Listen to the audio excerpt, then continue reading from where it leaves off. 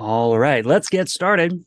Good afternoon, everybody. Welcome to the Lunchtime Discovery Series. It's good to be with you for another edition of our regular Wednesday program brought to you by the North Carolina Office of Environmental Education within the Department of Environmental Quality and broadcast by us here at the North Carolina Museum of Natural Sciences.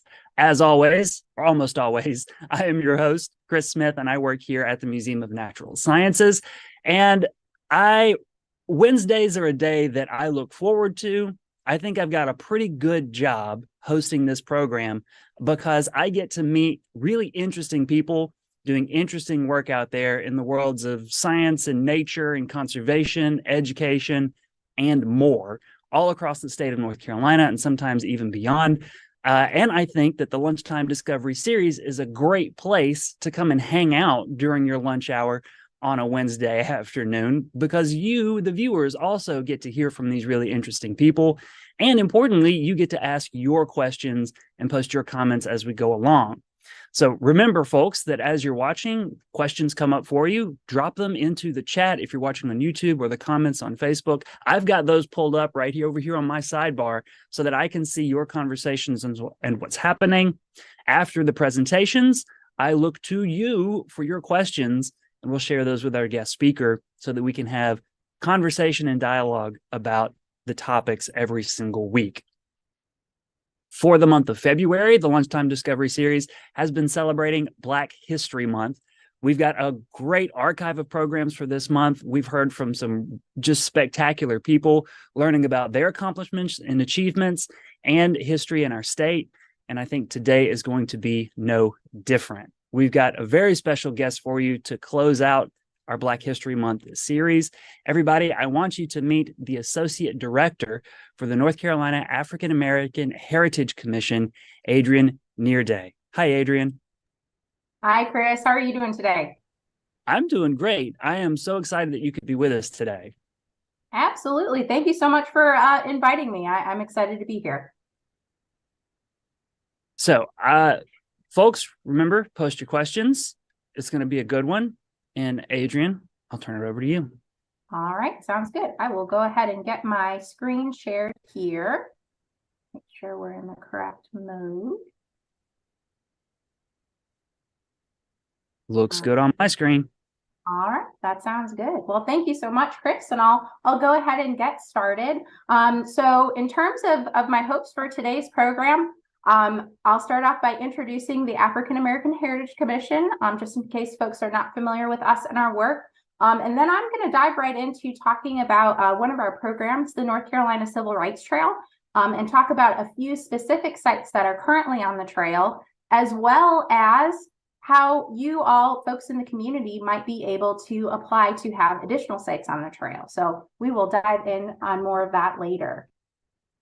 So the North Carolina African American Heritage Commission, we are a division under the North Carolina Department of Natural and Cultural Resources. So we are basically a sister institution to folks like state parks, state historic sites, Museum of Natural Sciences here as well. And we work with a mission to preserve, protect, and promote North Carolina's African American history, arts, and culture for all people.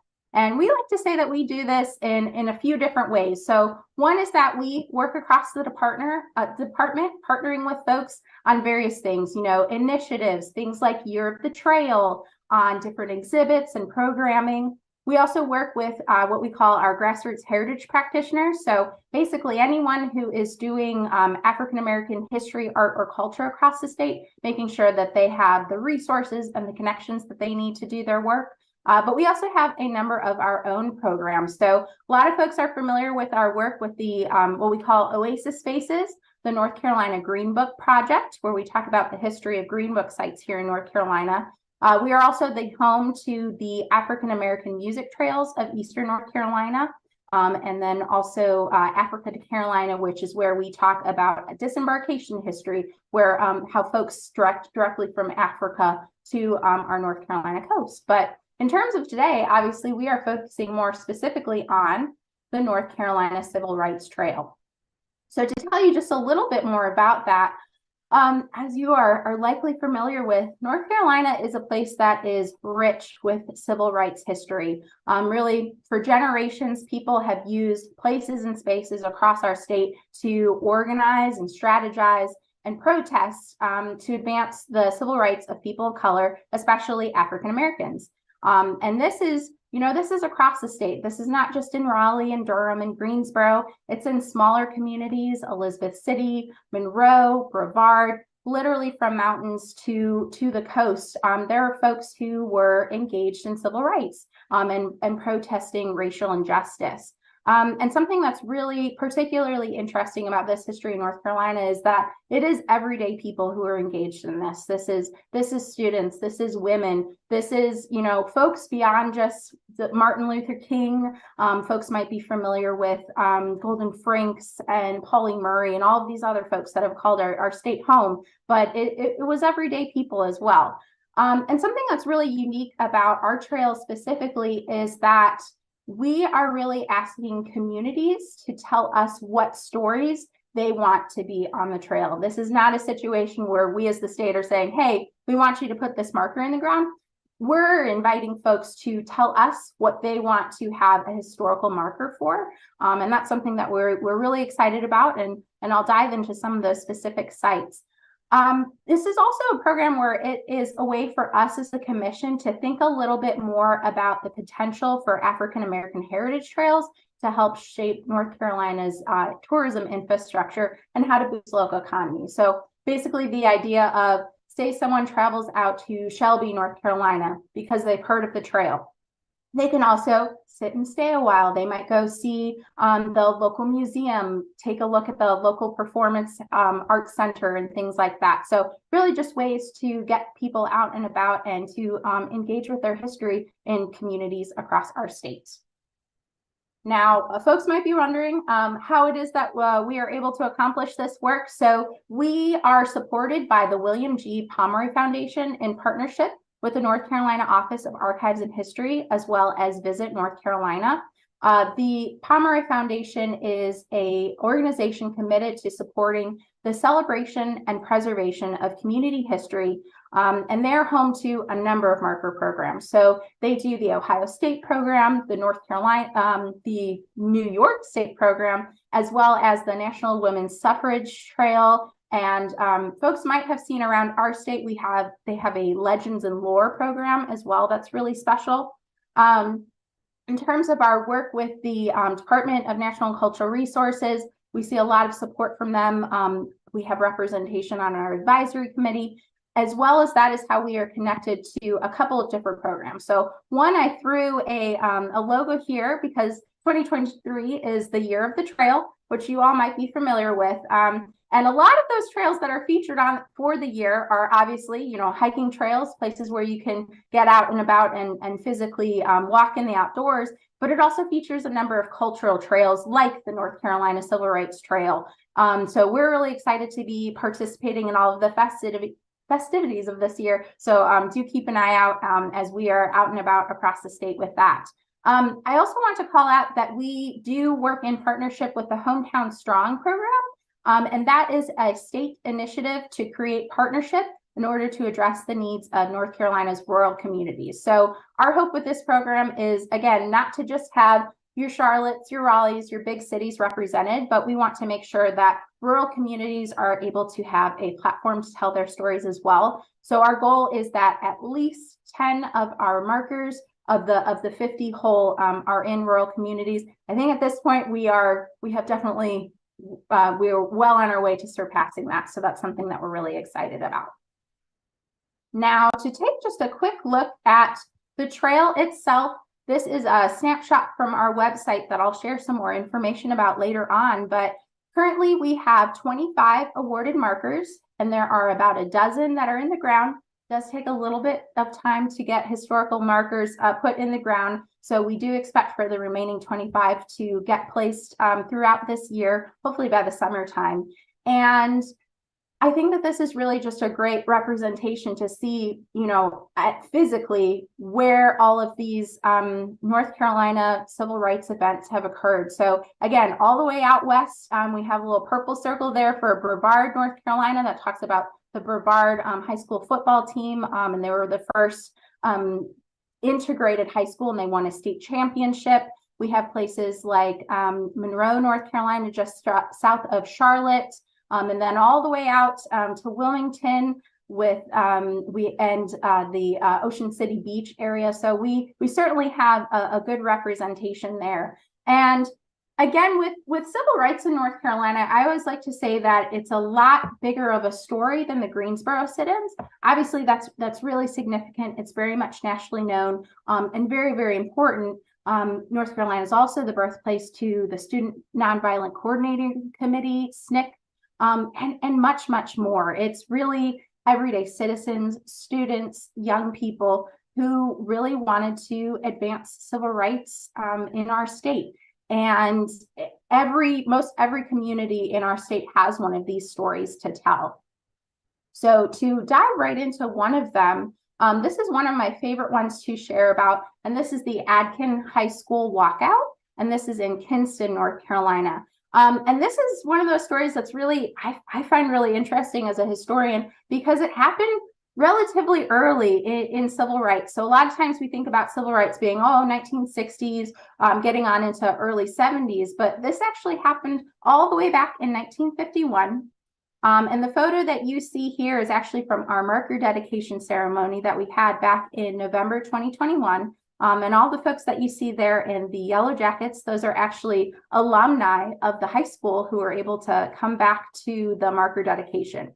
And in terms of this story, this is, there were these students who were inspired during a high school social studies class where they had a conversation about quality educational facilities.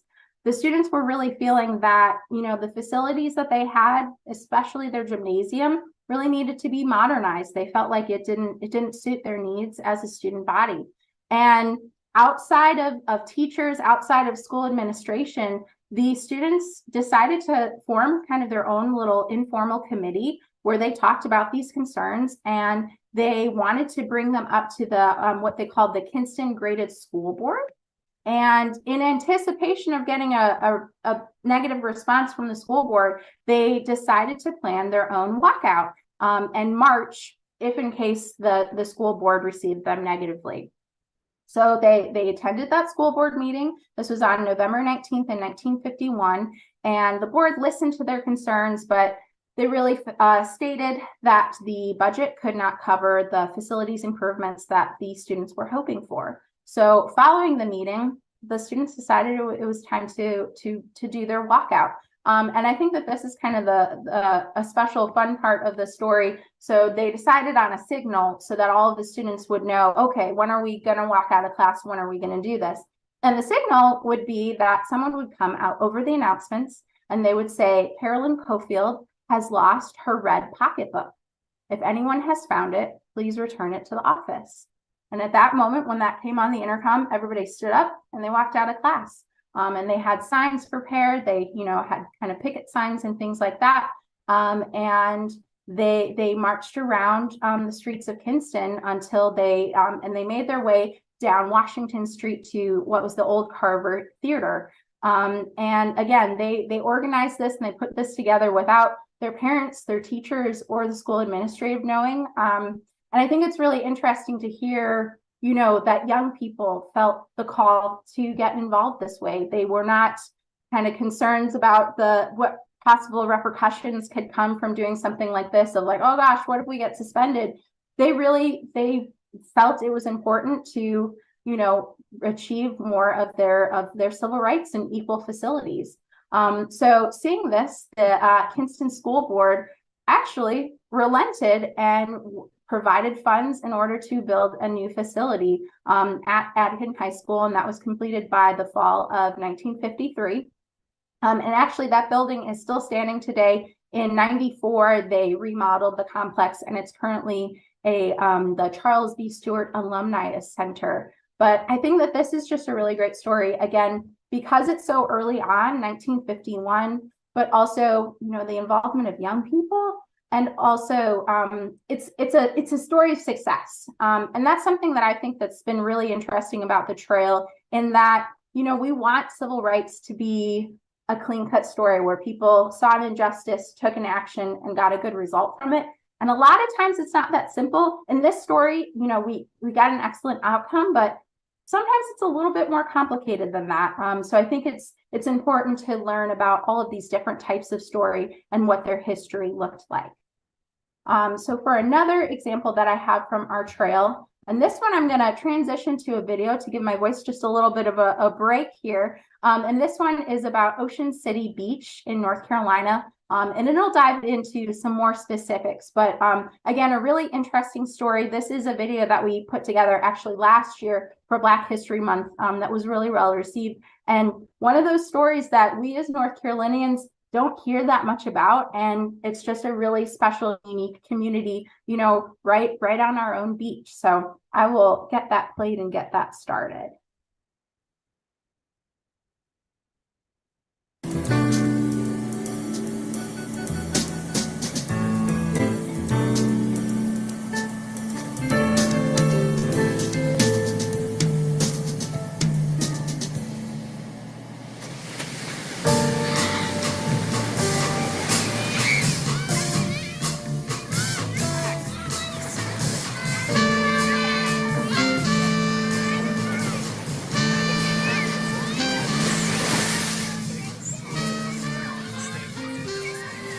There was a gentleman from Wilmington, a white gentleman, who was an attorney. His name was Edgar Yao.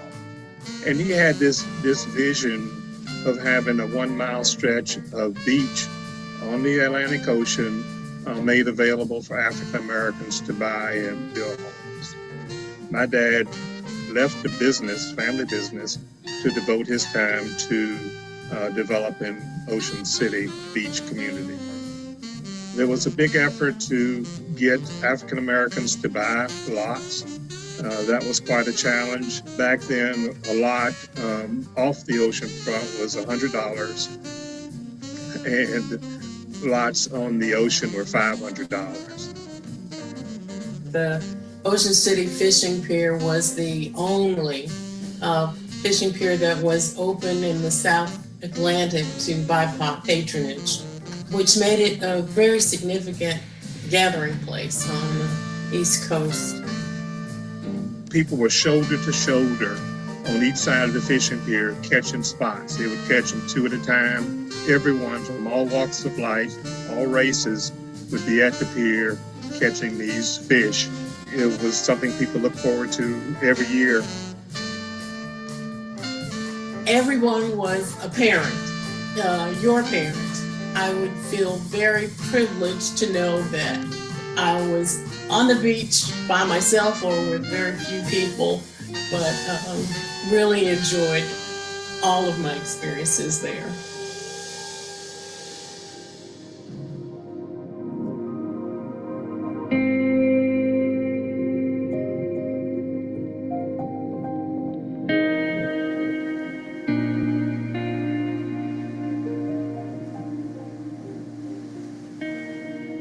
Very, very devastating. And so that had a huge negative impact on the community.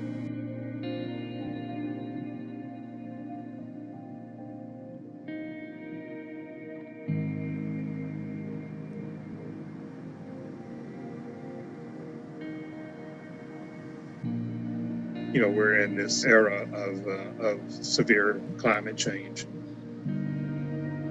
In addition to building smarter, try to evaluate, where we are in terms of supporting the town with these beach nourishment projects. But quite honestly, funding is a huge problem with that. And so it's an ongoing battle with no immediate or easy, solution.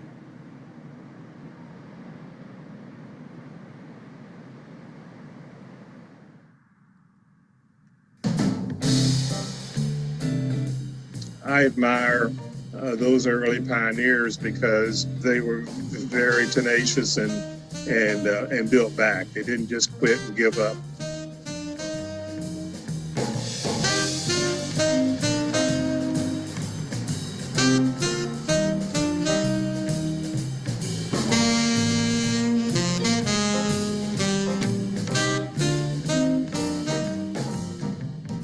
The Ocean City Jazz Festival originated in 2009, and over the years it has progressed and become a larger event each year, and it's become our annual fundraiser for the community.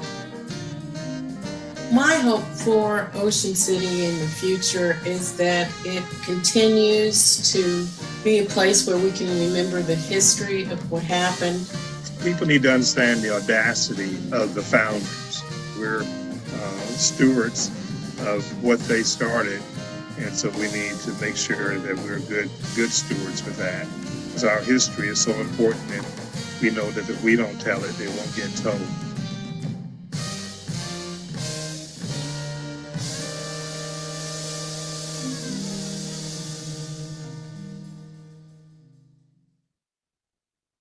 All right. So I hope you enjoyed that little video. I love to show it because I think it's also so important when we're talking about civil rights to remember that, especially in a place like North Carolina, we're really not that far removed from it. You know, the folks that we heard from, they're children of the folks who established this community, this incredibly resilient community that is still obviously in place now, though it certainly has its challenges with climate change, which I know with this crowd, we have a lot of folks who are interested in the science aspect of things. So I wanted to make sure that story was included here. But also, you know, again, leaning into that resilience of there are challenges, but it is still so important to share this history. And we're so grateful to be able to have a platform for stories like this to be out there and to have more awareness. And hopefully a few of you will join us at the Ocean City Beach Jazz Festival. It typically falls over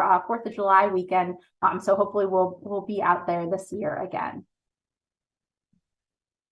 All right. Now, there we go.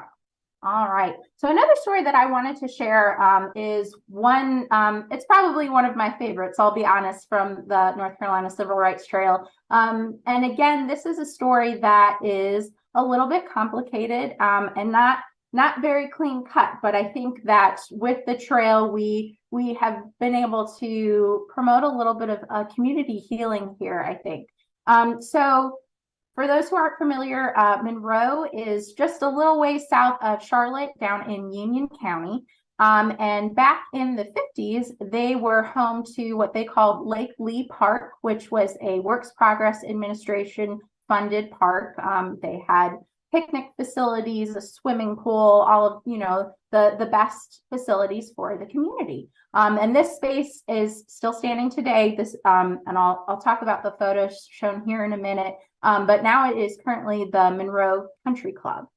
But in 1957, there was a group of 8 youth who, you know, it was a hot summer in North Carolina, and they wanted somewhere to swim. As those youth, now adults, tell the story, you know, they were looking around their community and there were not other places to go swimming. There was a cow pond, which, you know, the farmer didn't prefer that they would go swimming there. There was also, you know, a creek that was downstream from where they would do their water treatment plant. So not desirable options. So they were like, well, you know, there's this beautiful swimming pool. I would love to go there. I would like to enjoy a nice summer afternoon with my friends. So they asked to go swimming there, and they were refused admission.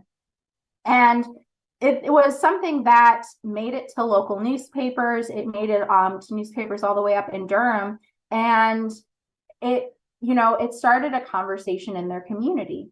So later that summer, this is 1957, local NAACP members attended the city council meeting and raised up this issue again. They said, you know, there's really nowhere in our community for our youth to go swimming. And the city council board claimed that, you know, it would take time to build equal facilities. And if the NAACP were going to insist on integration, that the pool would have to close. So, the conversation was started, kind of went back and forth for a little while there, and nothing really progressed forward for a good few years. So then in the summer of 1961, another wade-in or swim-in was arranged. Some NAACP members as well as youth kind of banded together, and they decided that they were going to make another attempt again. They were going to see how this went. And when it came time for them to come to the swimming pool, evidently it had already been heard that they were coming, and the pool was closed for repairs.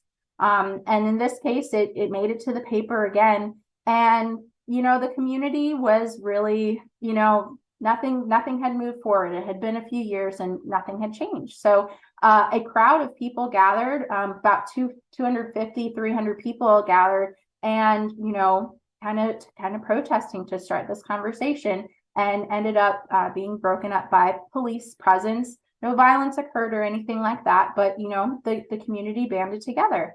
And it was later decided on July 5th, 1961, the town closed the swimming pool, and the swimming pool would remain closed for 20 years. Rather than building a separate facility, rather than building an integrating facility, that's what the community chose to do. Now, I think it was 10 or 15 years later, they did build a pool in a separate side of town, but this particular facility sat closed. And in the midst of this, the youth that were involved in this movement, some of them became targets in the community. So the gentlemen that you see pictured here who are shaking hands, one on the left, Mr. J.D. Blount, and his friend, Mr. Yusuf Crowder, they ended up not feeling super welcome or safe in their community, and actually ended up very shortly thereafter moving. One of them was relocated to family in Virginia, and it was evident that it was no longer a safe space for them. However, years later, we have our civil rights trail forming, and there were folks in the community who really wanted to tell this story. This is not something that's often heard in a community, especially like Monroe. It's just not something that's talked about. The Black community is certainly very aware of its history, but had never really had a platform to share it. So a local nonprofit decided to submit an application to us and kind of start that conversation. And in the midst of doing that, they were able to bring the city of Monroe on board and have conversations. And we had a really beautiful marker dedication in July of 2022. This marker currently stands where the swimming pool was located at the country club. The country club hosted us as well as community members to have a really wonderful presentation from a bunch of historians. The gentlemen who were participants, who were the youth in this movement, were invited back to their community where they were born and lived part of their life, but hadn't been back in a number of years. Interesting connection as well. Mr. J.D. Blount, he's actually one of the co-founders of Essence magazine, which I always find a really cool fun fact of just our North Carolina connections and where people got started and were able to ultimately get to in their careers and in their lives together. But this was really just a beautiful coming together, and something that I was so grateful to be a part of, and to see this community making steps towards healing and making steps towards having these conversations. Because, as we get into civil rights history, these are difficult conversations for a lot of people to have, but this is our history. This is North Carolina history. This is American history. And I think it's so important to create opportunities to have these conversations, and to really learn about this. And again, these are elders. These are people who are in our communities. These are our neighbors who had these really difficult experiences. But we cannot move forward without being acknowledging our past and our history and where we've come from. So I think that this is just a really special story, and just one of a few examples here of what is special, I think, about our state, and being able to move forward and have these conversations. So there are a few other components of our trail and ways that folks who are listening at home are able to get involved. So one, you've seen a couple of screenshots for my presentation here, are part of what we call our virtual trail. So you can take a look around. click and explore the sites that are located across the state. Each of them has an essay associated with it. If any of you are interested in diving in and doing a little bit of your own research, we have the bibliographies for each of them. So you're welcome to do a little bit of your own research and take a look. It also includes, there's a layer, this is what we call a GIS map. So there are different layers of the map where you can see different sites. We also have a layer of other sites that are not yet on the trail. You may or may not see some that are in your communities that could be eligible for applying for civil rights trail markers. So I do invite you to take a look. We also, in partnership with our friends at Visit North Carolina, have a couple of travel itineraries. Well, no, it's actually a few now, and they just released a new batch at the top of this month for Black History Month, inviting folks, you know, as they make their way across the state to, you know, steward Black businesses, to take a look at local museums and other sites that might be of interest to them as they are out and about. So I do invite you to take a look. I did include the link there, but you can also use the QR code if that's something that you are interested in. So now I'm going to talk a little bit more broadly about the types of sites that can be on the trail. So as I've kind of mentioned here and there, this is an active trail that is currently being built. We have 25 sites awarded. We're hopeful that by the end of the year, we will complete our full 50 so that we can finish up the trail. And we want to invite folks like you who are listening to put in an application, to think about places in your community that you would like to mark, to share with others. So we say protest, rally, and sit-in sites, birthplaces, childhood homes, and primary residences of civil rights icons, churches and spaces where people organized, spaces and places where civil rights icons visited, stayed, and spoke, educational institutions, or legal/courthouses kinds of things. So we are really hoping to continue to mark, you know, places, events, or persons that are of either regional or statewide significance. If you're familiar with the State Highway Marker Program, it's a little bit similar to that, but rather than having statewide significance, we also are really interested in those very localized stories and how they were important to their communities. And we typically say that the timing of these events and persons is 1941 to 1967. However, if you know of something that happened outside of that time range, we are certainly more than willing to have the conversation and to talk about that as well. So who can apply? As I said earlier, we are inviting communities to apply. So how we arrange that is, rather than having, you know, just one individual, we're hoping to get some groups of folks together. So nonprofit groups who have their 501c3 designation, at academic institutions, or government entities are eligible to receive a marker. And if you're sitting there and thinking, gosh, I don't know if I'm associated with any of those groups, let us know. We are more than willing to sit down with folks and to start conversations. We have connections with folks across the state and want to be sure that that's not something that discourages from folks to apply for a marker. And I think that this is also a really special opportunity. We've seen some great collaborations happen. I mentioned with the city of Monroe, the Swim-ins, that was it was a local nonprofit, but then, you know, they got letters of support from the city, from other local nonprofits and folks, and it's really been a great way to see how people are choosing to come together. There are obviously, our program is a little bit newer than the State Highway Marker Program. So if you have in your community a space that already has a state highway marker, those are ineligible, but in a way they have been grandfathered into the program since they already have that statewide significance. So not to worry on that front.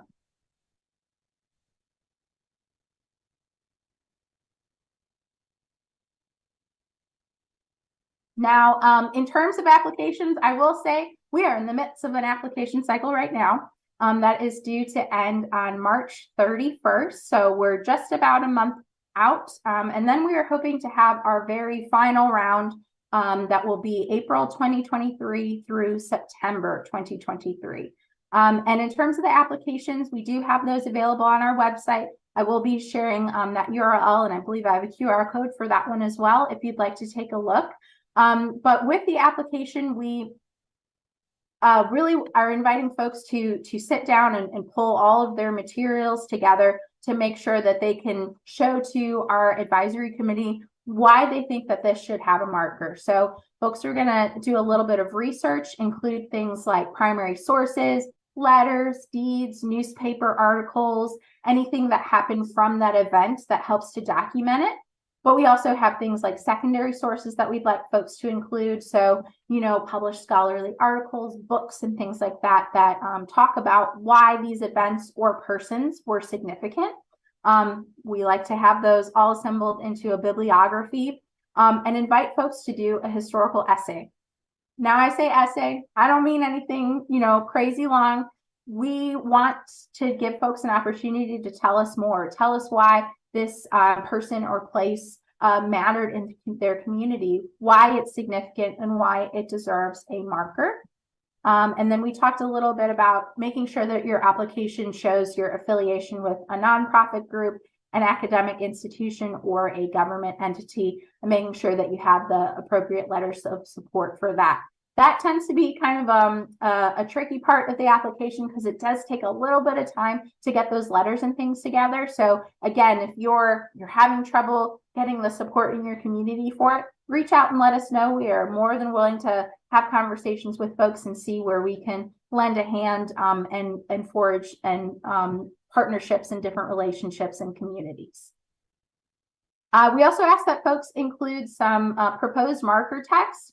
I will be honest, this has been an interesting learning experience for me on state historical markers. There is a whole kind of a science to making sure you have the right number of texts. There's a certain amount of characters per line and certain words that look better than another when they get printed up on these historical markers.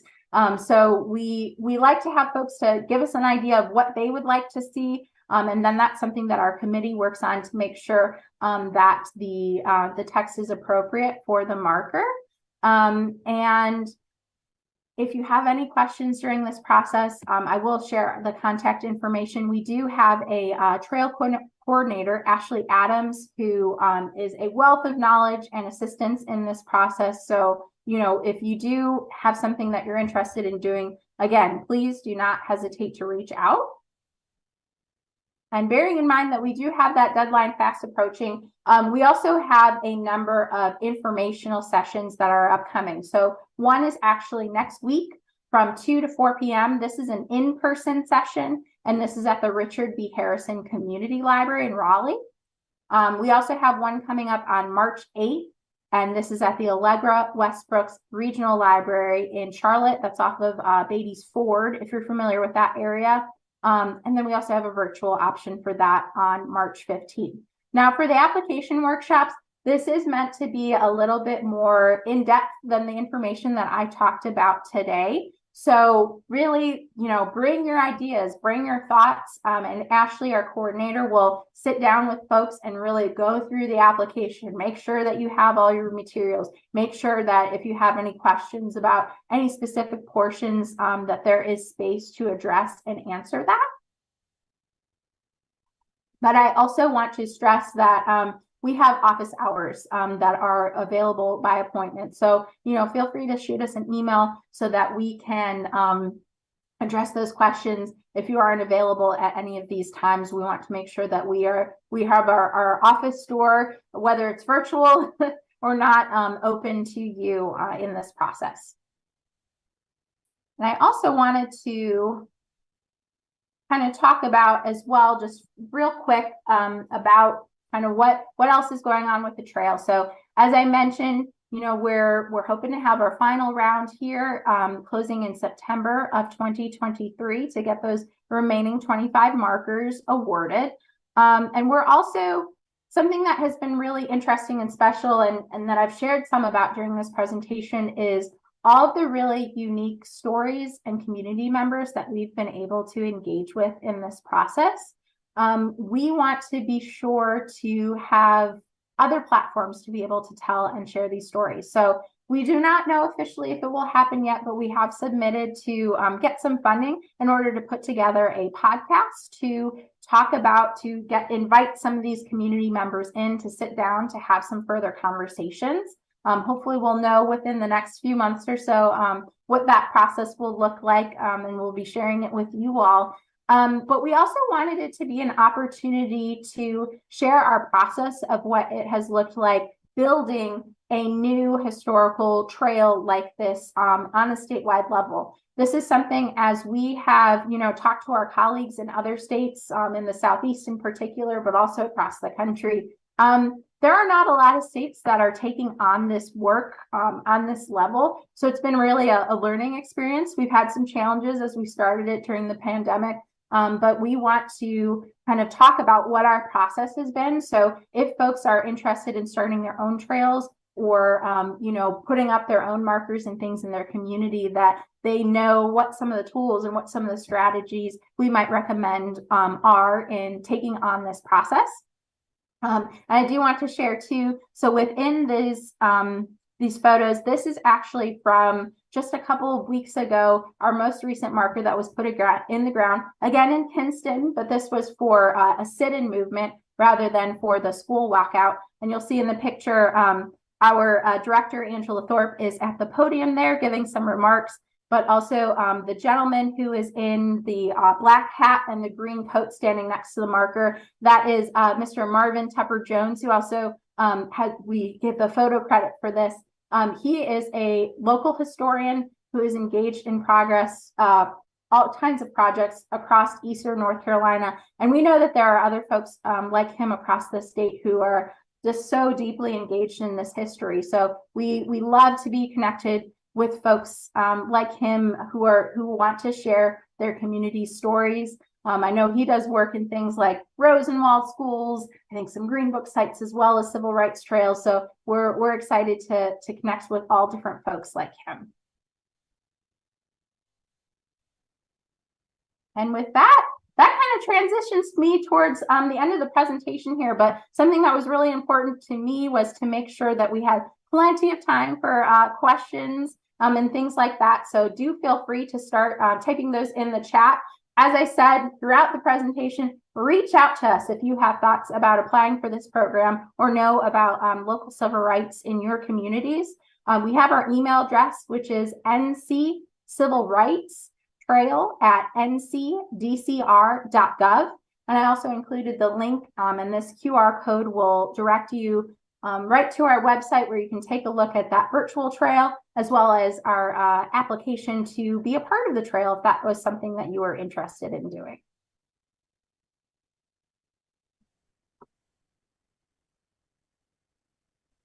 Amazing presentation. Adrienne, thank you so much. Oh, yeah, absolutely. And Chris, thank you for having me. I'm so grateful to be able to share to folks more about our trail. Yeah, this was fantastic. I mean, the stories you shared were just incredible. Great stories. And now I'm excited. Like, I'm going to have to check this out. And are there markers near me that I can go visit that I don't know about yet? Yeah, likely so. I'm not sure what part of town you live in, Chris. There are a couple of awarded markers here in the Raleigh area. There is one that is installed for the Holt family. That's in the Oberlin community, if folks are familiar. There will also be one in, I'm not remembering the name of the shopping center, but there's one for a shopping center, formerly Cameron Village, that will be installed soon. And then there are a couple out in the Chapel Hill area as well. Oh, that's fantastic.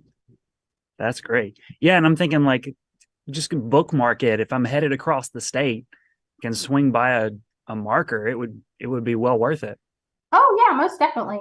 And something I should have included too is our markers are, I think a lot of folks are familiar with the giant black and white state highway marker program markers. Ours are a little bit more of a walk up marker, as we say, rather than a drive by. So we do invite folks to, get out of their cars, to walk around, to experience these communities as they are engaging with this history. That's lovely. I love that. Viewers, let me remind you, you can post your questions and thoughts in the chat. I'm going to be turning to you in just a moment. Give everybody a moment to like download and then type things up and get it into the chat for us. But Adrienne, I'm curious about the timeline, how long it's taken to get the Civil Rights Trail Marker program instituted, like even just trying to decide date ranges for an application period and what should be in the application. Those things take time. So how long has the Heritage Commission been working on this project? Gosh, that's a great question. So I have been with the Heritage Commission since about May of 2020, and I think the original conversations for it started earlier that year in terms of connecting with the William G. Pomeroy Foundation, who are the funders for this marker program. But we were able to start opening the application process for this by August of 2020. So still a relatively new marker program. But we've been really boots on the ground trying to connect with folks in communities to make sure that they're aware of what we're doing. That's excellent. Yeah, I guess I was wondering because a lot of these stories, especially that are held within smaller communities, it seems like they could be on the verge of being lost. Or, you know, when they're only held in a few old newspaper clippings, or they become oral histories, that they become even more difficult to track down. And, you know, the documentation that you might want to produce a historical marker, but for something that was significant to a community, I don't know, I guess the barriers increase as time goes on. Oh, yeah, absolutely. And I think that's a challenge that we see with African American history a lot, unfortunately. And sometimes, especially with civil rights, it might be very intentional in a community that this was not included in a newspaper. So we certainly understand the challenges that we're asking of folks as they take on this process for marking, which is why we want to make sure that we are available to folks as they might have questions or concerns or challenges when they're putting together their marker. But I also want to stress too, because we've had this conversation about the Civil Rights Trail, but also about our work with the North Carolina Green Book Project, in that, you know, it wasn't that long ago. It's history that's quickly being lost, unfortunately, but these are the conversations that we should be having with our elders and folks in our community. And a lot of times, at least from what I've seen, when we don't know about it, those elders, you ask them and it's like, well, how come you never told me? And they'll say, well, nobody ever asked.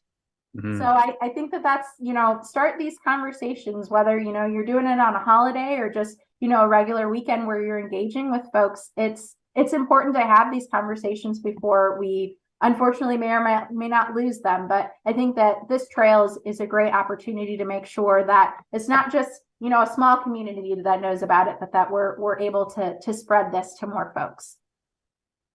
Absolutely. Thank you. Okay, let me see what folks in the chat are thinking about too.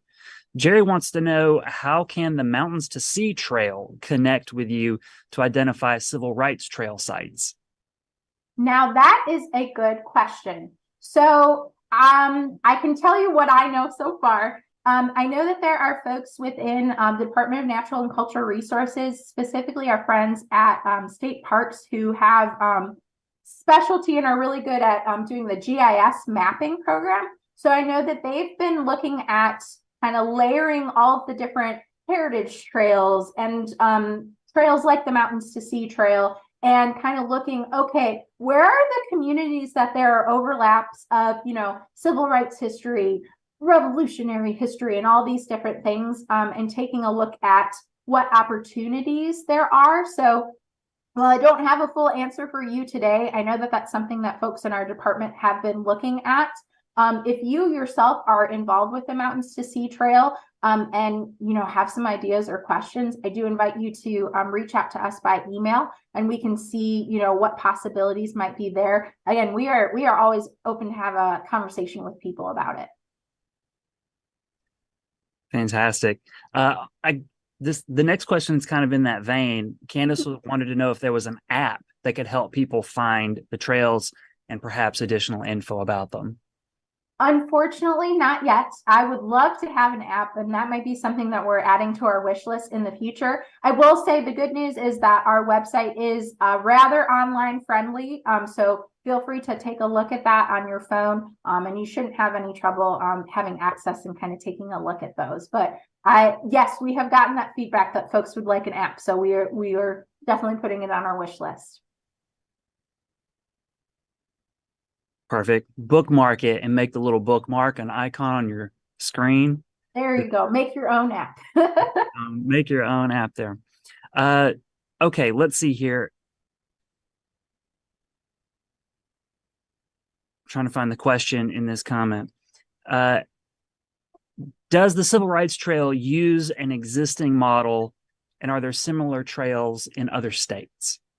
So we have somewhat of a model, but we've also kind of gone off and adjusted as we've seen what works in our state personally. So in the very early days, a lot of what we were taking a look at is how our state highway marker program functions. Now, we're a little bit different from them in that my understanding is that they are more interested in statewide or national significance. So that's really reflected in their application process and the kinds of things that they expect folks to pull together. Whereas ours, I would argue ours is maybe a little bit easier to apply for, especially for folks who are not historians. There is a national civil rights trail who we are a little bit connected to. We actually have some conversations with them coming up in the next few weeks with our friends at Visit North Carolina. So there might be some future connections with that trail in the future. In terms of statewide civil rights trails, that's not something that I'm abundantly familiar with, at least folks in the Southeast. There are certainly, localized marker programs and projects that are being done, but on the larger scale, North Carolina has been perhaps a little bit ahead of the game in marking on this scale. I will say throughout our state, if you are interested in African American history, there are a number of really great local African American heritage trails. There is one down in New Bern, North Carolina, that's really fantastic. I know Asheville, they're in process on putting theirs together. Greenville, North Carolina has one as well. And then there is one that is a regional trail, again, not just civil rights, but African American history in general, that's in the northeast corner of our state. And they have a really beautiful website for that one as well. So if you're interested in this history, there are definitely ways locally that you can get engaged with it. Excellent stuff. Excellent. Okay, next one for you. A viewer writes, churches are so key to the civil rights movement and to the resiliency of communities. Is the decline among people who identify with a faith-based organization a concern in preserving cultural heritage? That is a good question. So kind of the first initial thing that I want to share is that our first ever marker in the ground is actually for a church. It's the New Ahoskie Baptist Church out in northeastern North Carolina. And I believe we have at least a couple of other churches who either they're marking the church itself or the church was an applicant on the program. I think it could be considered a concern. We over time, we as a nation see all sorts of trends and things about the types of communities that folks are engaging in. And it's certainly going to continue shifting. Perhaps it could lead to a loss, but at least as of this current moment in time, we've been able to engage with a lot of different church and religious communities in our work who are interested in telling history. So I'm hopeful that that will continue. I know too that there are certain communities like, Elizabeth City, for example, historically a lot of youth had been moving away, but now there's been efforts to, as downtowns and new businesses are coming, the youth are returning and having different jobs that they can be a part of. So I'm hopeful that it's not too concerning of a trend, but it is something to be aware of for sure. Great stuff there. Candace, who's watching on Facebook, also expressed appreciation for the stories that you shared. And I'm gonna read their comment because they shared their own story. And I don't know, maybe it's in the works for a marker. I don't know. Candace writes, I'm sure you know, but thought I might share that Winston-Salem has a memorable and seems like significant transportation connection. In 1926, the Safe Bus Company was established and was once the largest African-American public transportation system in the world. Its founding led to what is known today as the Winston-Salem Transit Authority. Thanks, Candace. That is really interesting. Thank you for sharing that, Candace. I'm somewhat familiar with it, but I have not spent a whole lot of time in that area and exploring their history. But that is great to know. Candace, I wonder if you might consider talking with some folks and perhaps submitting a marker, because I think that would be really great to share. And I don't think a lot of folks are familiar with that history. Yeah, for sure. Okay, a question from Andrea. The Civil Rights Trail is a great way to get young people engaged or re-engaged with outdoor activity. You mentioned people sort of need to explore the communities a little bit and get outside to see the markers. Do you get that feedback from parents or educators? I have gotten some great feedback from educators. I will share, I am married to an educator. My husband is a high school social studies teacher, so real close connection there. And he has been able to incorporate our virtual trail into some of his lesson planning.